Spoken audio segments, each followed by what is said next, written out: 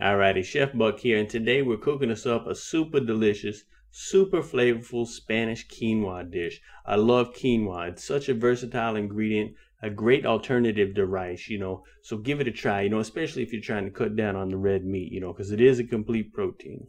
Hey, see, I got all of my ingredients prepped, so I'm going to go ahead and heat up a pot on medium-high heat, get my oil heated up. Then I'm going to add half of the red pepper, half of the red onion, and the garlic, and I'm going to go ahead and get those ingredients sauteed up, give them a little bit of a head start there, get those flavors working. After a few minutes, I'm going to go ahead and throw my quinoa in there. Sometimes we buy it in a box, but usually we'll buy it in bulk at the health food store. It's usually already pre-washed and rinsed, but check whatever brand you're buying. Now we're going to add 1 can of diced tomatoes, and I've reserved the juice to add to the recipe later. Add 1 can of kidney beans that have been washed and rinsed. And then we're going to go ahead and add our dry spices, a little bit of cumin and chili powder. But if you want, you can throw a little bit of paprika in here. And if you want it hot, you can go crazy and throw some cayenne pepper as well. We're going to add some salt. And then we're going to add 2 cups of water. And you see it's a little red because I used the juice from the diced tomatoes, as part of that 2 cups. Now get it all nice and mixed up. And then we're going to throw a lid on there, bring it up to a bubble.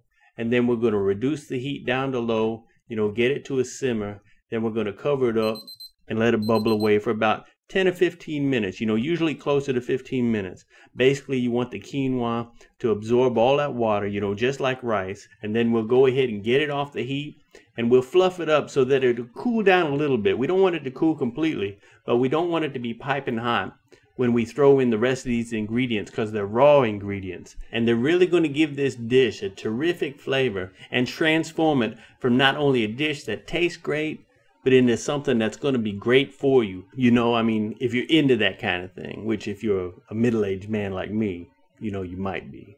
So add in the remainder of your red pepper and your red onions and your cilantro, and we'll go ahead and get these ingredients mixed up. And that smell is just going to really hit you. That flavor is going to come wafting out of this pot. And the last thing we're going to add is the cucumber and the avocado, because those are delicate ingredients, and you want to turn those around in the pot as little as possible.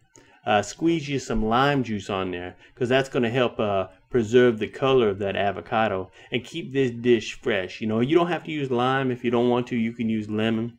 Camera Girl's got a thing for lime, so that's what we're using. I didn't have a choice, but I'm a lemon guy.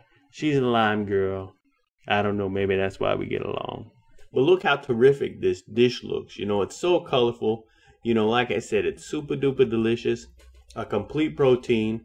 So if you're trying to get away from the red meat, definitely give this a go. A vegetarian night, once, twice a week, it isn't going to kill you. In fact, it's going to do the opposite of that. So check quinoa out and definitely do this dish. In fact, I got another quinoa dish, and I'll make this as a video response to that. So try them both. Let me know what you think, and bon appetit.